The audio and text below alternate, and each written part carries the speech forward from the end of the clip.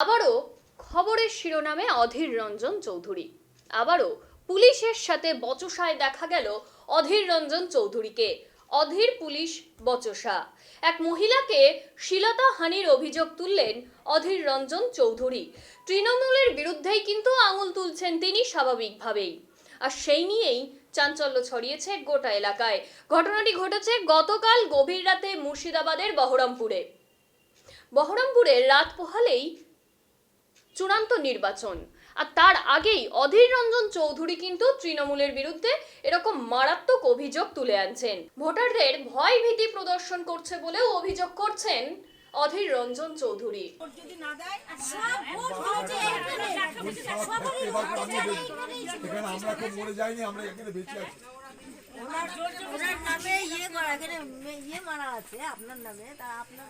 এটা তো ফ্ল্যাট করে দয়াতে না করে বাপের ইয়েতে না, কেউ দয়া করেন এখানটায় না। অধীর চৌধুরী দয়া করেছে না কেউ দয়া করেছে, এটা আপনাদের পাও না।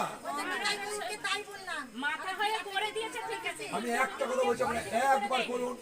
যেমন সন্দেশকারীতে উদাহরণ হয়েছে, এটাও সেরকম উদাহরণ হবে। আমরা সবাই আছি, এক ডাকে চলে আসবে একদম। যেমন সন্দেশকারীতে কেউ ছিল না, সেখানে নৌকায় লঞ্চে করে পারাপার হয়ে যেতে হতো। একটা দ্বীপ তারা পেরেছে, এগুলো তো বাজারে কুকুর ছাগল, তারা সব বড় বড় মস্তান। আমি আপনাদের পার্টি কোন পার্টি কি পার্টি আমার দেখার দরকার। আমার ঘরের মা বোনদের পরে অত্যাচার আমি মানতে রাখবো।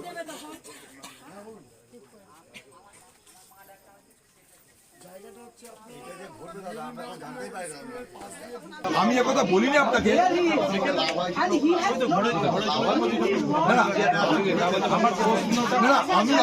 আমি একবার বলছি না আপনাকে যে আপনি কথা বলেননি, যেমন আমাকে আপনি মিডিয়াটার কথা বলেছেন।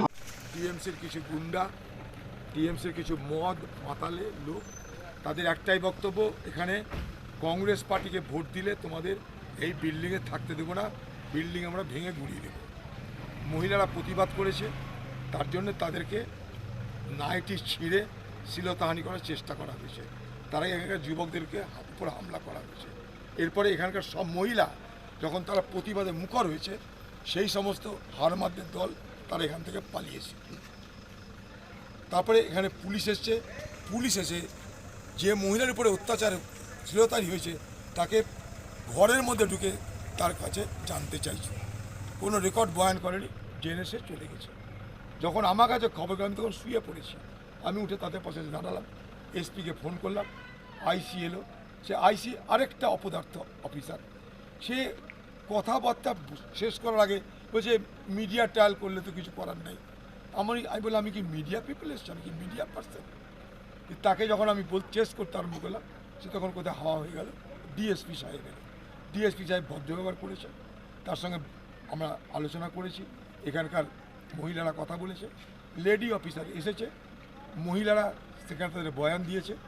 এই এলাকার যারা প্রতিবাদ করেছে তাদেরকে নানাভাবে আজকে শুরু হয়ে গেছে তাদেরকে আবার দুর্বল করার মানসিকভাবে, যাতে তারা এই আজকের যে প্রতিবাদ, এই প্রতিবাদ যেন এইভাবে মুখর না হয়,